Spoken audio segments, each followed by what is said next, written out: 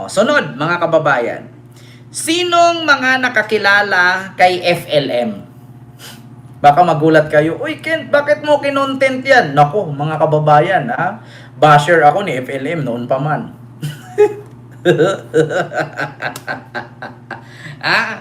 Bago ako nag-vlog, basher ako ni Francis Leo Marcos. Kung naalala ninyo mga kababayan, si Francis Leo Marcos, ang sabi niya ay si Manny Pacquiao daw may utang sa kanya na milyones. Milyon daw ang utang ni Manny Pacquiao sa kanya, 100 million. Kung naalala ninyo mga kababayan, si Francis Leo Marcos. 100 million ang utang ni Manny Pacquiao kay FLM. Napanood nyo yun dati, di ba? Nung kasagsagan ng pandemic. So ngayon, mga kababayan, ngayon, nakarating kay Manny Pacquiao itong sinabi ni Mangusin. Totoo bang mayaman yan? Kit potang ina niya, Ma'am Rosalina Orleans. Anong mayaman? Kilala ko nga yung nanay niya, si Remy. Si Remedios. Paano na ang nanay daw niya? Dunya. Kamag-anak ba yan ni PBBM? Hindi po, Ma'am Winifred. Wala pong kamag-anak si PBBM na mukhang kabayo. Scammer po yan. Land grabber at human trafficker po yan, mga kababayan. Pareho po yan sila ni Harry Roque. So ngayon, mga kababayan, eto na.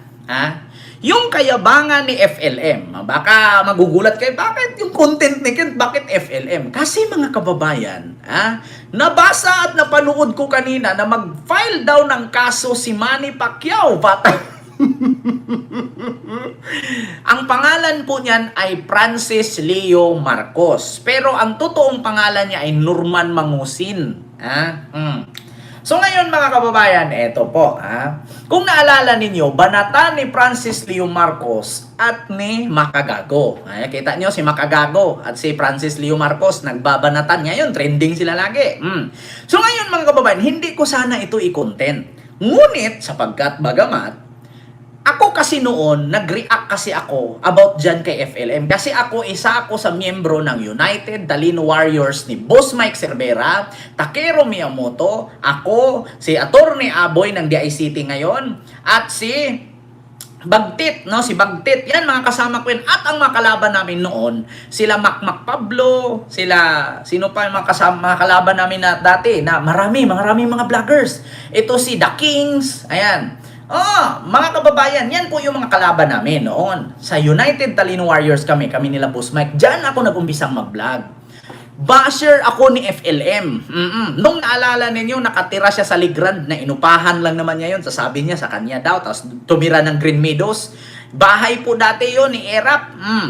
Inupahan niya. Tapos sabi niya, bahay daw niya. So ngayon mga kababayan, eto na. Nakarating kay Manny Pacquiao itong paglalaki. Meron kasing basher itong si FLM, mga kababayan, na nilalait yung nanay niyang si Remedios. Si Nanay Remy. Mangusin. Nilait kasi ng basher. Ang sabi niya, nilalait-lait mo yung nanay ko. Yung nanay nga ni Manny Pacquiao, si Mami D, kapangit-pangit. Hoy Kent, huwag kang magalit sa akin. Ask ko lang, yun ba yung mayaman ba yun? Oo, yun po yun ma'am. Yung magsunugan daw na yung ngipin niya ay sirkon niya. Dinurog na diamonds. Yung ngipin niya, dinurog na diamonds. Saan ka nakakita diamonds sa dudurog? Butang ina mo, yan yung pinaka-hardest metal sa buong mundo. Tapos yung ngipin mo, dinurog na diamonds, sirkon niya. Ayan po siya. Sa mga hindi nakakaalam, ito po mga kababayan. Yan po. Nako, sabi nila, kamag-anak. Kapatid ko si Bongbong. Kapatid ko si Aimee. Ang pumirma sa birth certificate ko, si Pacifico Marcos. Sabi niya, di ba? Oo, mga kababayan. Ma'am Brenda Barton, hello po. Mga kababayan, saan kayo nakakita na anak ni Marcos mukhang kabayo? Saan kayo nakakita na walang anak si Apo Lakay na mukhang kabayo? Saan ka nakakita ng anak daw ni Apo Lakay pero hindi naliligo? Walang anak si Apo Lakay na kulaong. Eto po, mga kababayan, ipakita ko sa inyo ha. Naku, putang ina, Francis Leo Marcos. Makukontent na naman kita, putang ina ka. Matagal na kitang binaon sa limot, nabubuhay ka ulit ngayon. Eto mga kababayan. Si Manny Pacquiao, kakasuhan itong si FLM. Putang ina talaga. Ito ba yon? Pakinggan natin. Ay, hindi ito. Dito ba yon? Dito. Ito. Patayin ko sa ina ko, royal blood na ako. Royal blood daw siya. So, mangusin kay Marcos ako, royal blood pa rin ho ako sa nanay ko. Oo. Gondonya at royal blood si Aling Remy, bakit mukhang baluga? Sagot. Bakit yung nanay ni Pacquiao mas masahol pa sa baluga? Sagot. Iyon lang yun. Ano? Nandayo ako, baka masikwan ako. Sagot. Baka mas mali dito. May sagot. Diba? Paano daw naging dunya ang nanay niya? Mukha daw baluga. Ngayon, ang sabi niya, yung nanay nga ni Manny Pacquiao mas mukhang baluga. Sabing ganon. Hindi niya alam na itong si Makagago, putang ina kasi ito si Makagago Di ba? Punyeta kasi ito si Makagago. Dinalaban naman yung video, pinanood kay Manny. Putang ina ba naman? Binitbit yung video, dinala kay Manny. Ngayon si Manny nakapanood, yung nanay daw niya mukhang baluga. Pakinggan ninyo reaction ni Manny Pacquiao. Patay ka ngayon, FLM. Nako. Plan yan. Paano kaso? Kailan mo, Tony? Sige, pailan natin ang kaso. Ayan. Very good, Norman. Nagdagdag ka na naman. Tatlo lawyer niya yan. Madanga ba? Siyempre, Manny pa. Pailan natin ang kaso. Tingnan ko kung ano to. Tapos pag nakulong, dadalawin ko siya sa kulungan. Christian lang ako ngayon. Kaya, kaso na lang muna to. Yes, boss. Narinig mo, FLM? Filean ka ng kaso ni Manny Pacquiao pagkatapos mong sinabing mukhang baluga ang nanay niyang si Mami D. Sa ngayon daw, Christian si Manny. Ayaw niyang magalit. So mag-file siya ng kaso. Kapag nakulong ka, bibisitahin ka daw niya sa kulungan. Patay ka. Ito kasing si Makagago kasi, putang ina kasi binitbit pa kay Pacquiao Pumunta pa talaga ng pumunta pa talaga ng Jensen. Nako, FLM, masakit. Malaking problema ito. Tapos pag narinig pa ni Manny Pacquiao yung sinabi mo, loko talaga ito si Makagago kasi. Binitbit ba naman doon? Pinanood, yung nanay nga ni Manny Pacquiao, mas mukhang baluga. Narinig ni Pacquiao. Papailan ka ngayon, makaharap yung tatlong attorney ni Pacquiao, nasa harap. Nanoon, patay ka FLM. At mga kababayan, ito pa ang sabi ni FLM noon. May utang daw si Manny Pacquiao sa kanya. Putang ina talaga to si FLM talaga. Diyos ko. Ito. Pakinggan natin yung reaksyon ni Norman Mangusing. Tanggalin nga natin tong tempered na to. Ito mga kababayan, ito. FLM, may utang si Pacquiao. Naku, mga kababayan, pag narinig pa to ni Manny Pacquiao. Ayan. Tingnan mo, Manny Pacquiao, may utang ka daw kay FLM. Pakinggan nyo ha.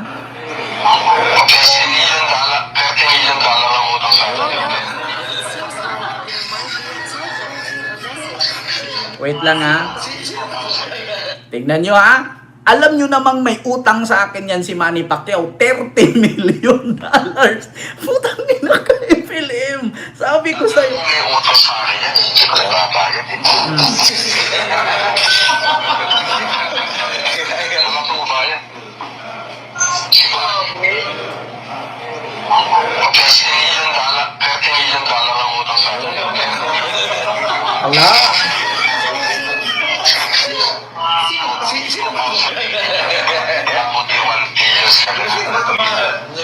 Alam mo may utang sa akin yan, hindi ko nagbabayad.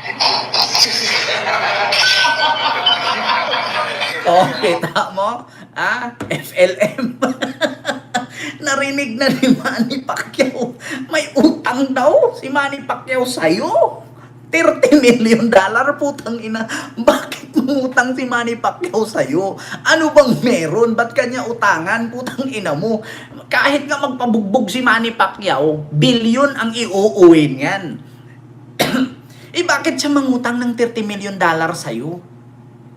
Putang ina talaga to si Makagago. Gago talaga, oh. Binitbit talaga, pinarinig talaga kay Manny Pacquiao. Putang ina, pang-scam niya yun, Makagago. Diyos ko naman. Huwag mong basagin yung trip ni Norman Mangusin. Pang-scam niya yun para sabihin mayaman siya. Para sabihin mayaman at maniwala sa kanya yung mga OFW na nagpapadala sa kanya ng remittance. Kaya mapapaniwala niya na si Pacquiao, pati si Pacquiao nangutang sa kanya. Biluin nyo, ha? $30 million. Ha? Ha? Oo, kaya. $30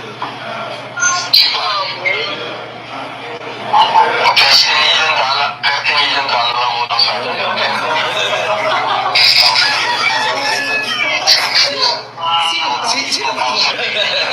Kaya po di 1 billion sa alam mo may utang. Diba? Sabi nga ni Manny Pacquiao, sino to? Nagda-drugs yata to. Patay, ha? Patay ka talaga dito. Patay ka dito, Norman Mangusin. Bunga nga rin, tahiin ko ba ito? Oh, ayan oh, pakinggan nyo reaksyon ni Manny Pacquiao. Galit na galit. Oh. Tingnan nyo, ha? Bunga nga rin, tahiin ko ba ito? Kalingkingan ko lang yung tapang yan eh. Siyempre. Kasi ano yan, Siya dito. Tahiin daw yung bunganga. Ako ay ano ay pinsan kasi ano eh, Kaya meron naalala ko yan sinabi siyempre, ko. ako lang, nagkukontrol din ako nung narinig ko yung pati mama ko. Gaganyanin niya, hanggat atas mas possible, makontrol ka sarili mo kung hindi. Oo, delikado na. Pag pamilya ko nang masangkot, tandaan mo yan. Ipagkita mo sa akin ito, huwag mong paabutin na sugdulan na magagalit talaga ako. Kasi pag nagalit ako, maniwala ka sa akin, hindi mo pa ako kilalang lubusan. Pasalamat ka, naging Christian lang ako. Binago ng Panginoon. Kung hindi, Bali yun niya. kita mo sa kanya kasi para matawan siya. O kaya baka may problema talaga, pagkamot natin. Pero papatulan ka na ni Boss Manny. At yan actually, Diba? Kita mo yan. Ako, patay ka, FLM. Sabi ko sa'yo, tatahiin daw ni Manny Pacquiao bunganga mo. Putang, noon pa to, mga kababayan, ha? Nung pandemic pa to, yan yung sinasabi niya hanggang sa sumuko siya sa NBI, nakulong siya sa NBI. Buti nga si Makagago, hindi ako in-interview. Kasi kung ako in-interview yan, putang inang yan. Naku, mas marami akong alam dyan. Mas marami akong alam dyan kay Mangusin kaysa sa mga in-interview niya. Kasi yung mga in-interview ni Makagago, biktima ni Mangusin yan noon, naging vlogger ni Mangusin yan. Na which is kami, yung basher ni Mangusin hanggang sa nakulong yan. Nung pandemic. Nako, Diyos mio marimar. Ay, nako. Ayan, kita nyo mga kababayan. Putang ina ka, Norman Mangusin. Ay, Diyos ko.